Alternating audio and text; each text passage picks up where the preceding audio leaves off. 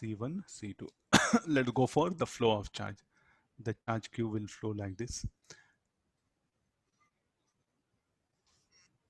Now this charge will branch out Q1 minus Q1. Here Q1 charge, Q1 charge. Remaining charge here Q2. Q2 charge plus Q2 minus Q2, and Q2 from here will you Q1 Q2 will combine again to give the Q. Like this, the overall flow of charge will occur. Initially, this is a circuit. Without this, the capacitors are uncharged. Let's have this also.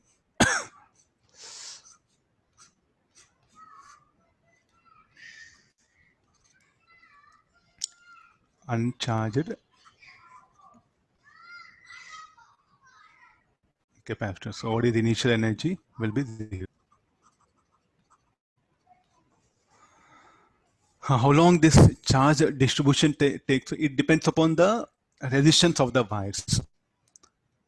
It will not occur instantly. Time being, we are assuming that it will get charged immediately, but it depends upon the resistance of connecting wires. So it may take 2 minutes, 5 minutes, half an hour, 1 hour. It all depends upon the resistance, the capacitance of the system, and the resistance of connecting wires.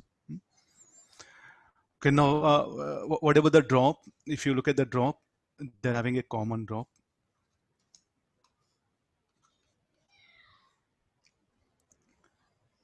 So when you can say they are parallel, if the potential drop across them becomes equal, or the charge branches, better say that charge branches, and because of that here you can see one more thing, the potentials are same, that one. So then they are said to be in parallel. So here the first equation, I'll write it from conservation of charge. Look at this junction. What charge entered Q? Q charge entered. It will branch out Q1 and Q2. Looking at this circuit, I want to replace this with an equivalent circuit. The equivalent circuit is this one by only one capacitance, so that what charge left the battery, same charge should enter the negative terminal. So in here, what you can write as Q equal to C into E. So let me write here C. So looking at this circuit, what is Q1? C1 in, and what is the potential drop? Is equal to E, that one. They're parallel here. So Q1 equal to, this will be C1 into E. This will be C2 into E. So therefore, what is C equal to? C1 plus C2. So when the capacitors, they're connected in parallel, then the effective capacitance is given by sum of the capacitance. If there are n branches, are there C1 plus C2 plus C3 and C and so on. Okay, this is about the thing. So let's go for the charge divider formula. Charge divider formula. So what is expression for Q1? What is the expression for the Q1, that one? I want Q1 in terms of Q that. So here I'll write the one equation. And potentials are equal, no? So can I write Q1 C1 equal to Q2 C2? Further this value of Q1 equal to Q2 C1 C2. This I'll substitute in this equation. Q equal to Q2 C1 C2 by Q2. So what is Q2 equal to? QC2 by C1 plus C2.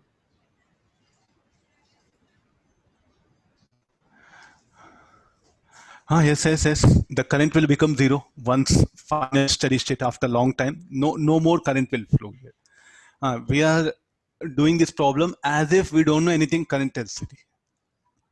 So initially current will flow, the capacitor will get charged. Then what will happen? Once they get fully charged, we are doing this problem. So what is all I'm discussing? The capacitors are fully charged here. So I should write here, capacitors are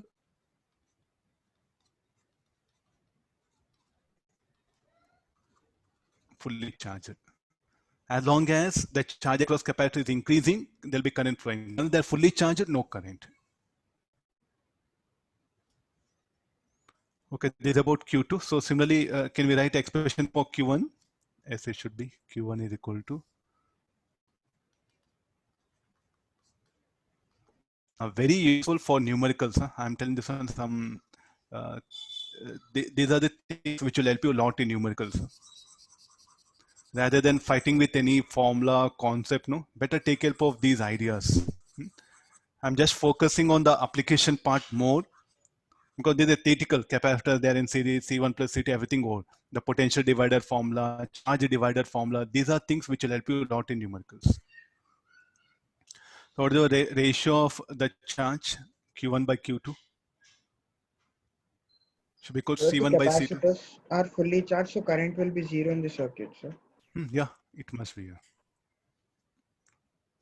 No more charge will flow further.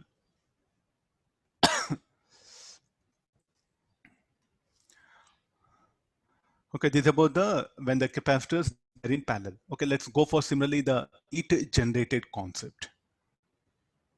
I think today if you start working, no, you're having some 3 problems in AC Varma, some around 6 problems are there in the single textbook heat generated. But any numerical what happen I can ask you. It's a very arbitrary topic, heat generated. You don't say anything standard. I can just take any circuit, I can ask you heat generated. So therefore from the beginning is what I'm bringing that idea. So every question, irrespective of contents, do find out heat generated. Whether they ask or not, or heat generated, you go for it. It'll be very easy for you. And it's a very good topic for advanced. You check it that also, advanced paper. Okay, now we'll go for the ratio of charges. So Q1 by Q2.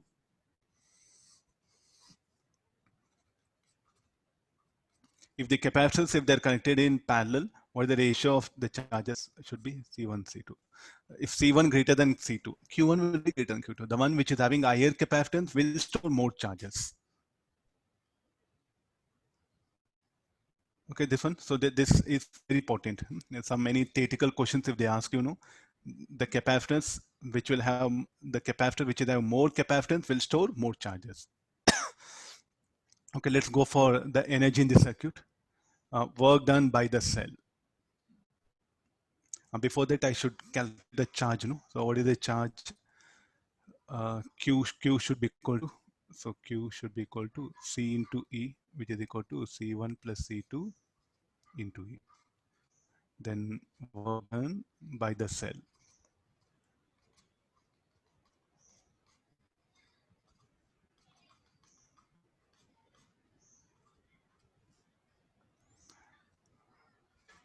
Okay, this is about the work done by the cell. What about energy stored in the capacitor? Energy stored in the capacitor, U1 plus U2. So I directly go for C1 E square by 2 plus C2 E square by 2 because we know information of potential drop. No? So then UI plus work done by cell equal to UF plus heat generated. So initial energy is 0. Work done by cell C1 plus C2 E square.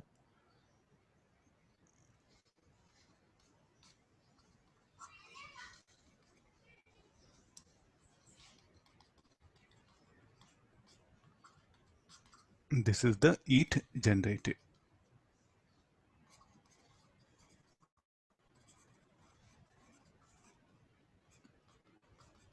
In advance, rather than expecting something big, no, they may ask you, two capacitors, they'll give value connected across cell in series, then they're connected in parallel. Find the ratio of heat generated in the circuit. Tell me like a here C1 plus C2 E square. You see the heat generated. So when they're same capacitors across same cell, if they're connected in series. So what was the heat generated? We do have this much, C1, C2, E square by C1 plus C2. So they may trouble you with this small ideas. Huh?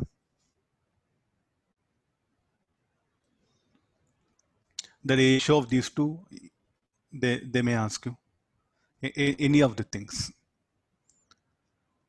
Or they may give this information, they may ask you some other thing. Is it half of the work done by cell? Yes, no, it is. So two capacitors, they're connected. See, you get many very good theoretical questions, provided if you have background of these basic things. Just series, parallel, formula, if you know, no, you just make observation of, in every numerical, try to trace out the energy, what happened to the energy. All the conceptual problems in capacitor circuit are related to the energy concept. So if you can think about the energy, then you can deal very comfortably with the conceptual questions. I am making clear, students, in this chapter you do struggle with the theoretical question. The reason for that, all the theoretical questions are related to energy. So from the beginning, you just trace out the energy. From this one, so work done by the cell. You see that one. Whether capacitors connected in series, parallel, work done by the cell should be equal to half of the work done by the cell. Should be equal to twice the heat generated. Or heat generated, whether capacitors contain series, parallel, the heat generated will be half of the work done by the cell. You can see in both the cases it came same thing. So here I'll just put the statement, can be asked here. Two capacitors.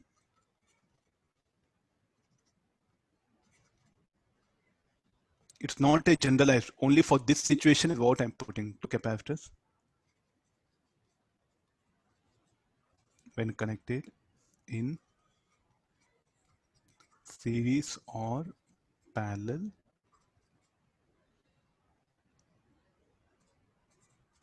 across a cell, heat generated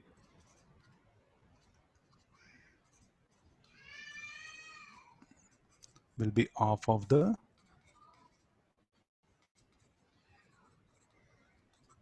work done by cell. And this statement, so suddenly you may encounter this statement. So the background, it's not a theory where you should close eyes and okay, so make a guess. You must have this circuit background. Almost every question critical, don't just imagine. Please do work out. Take one circuit, assume some values C1, C2, and E, analyze it, then conclude the sentence.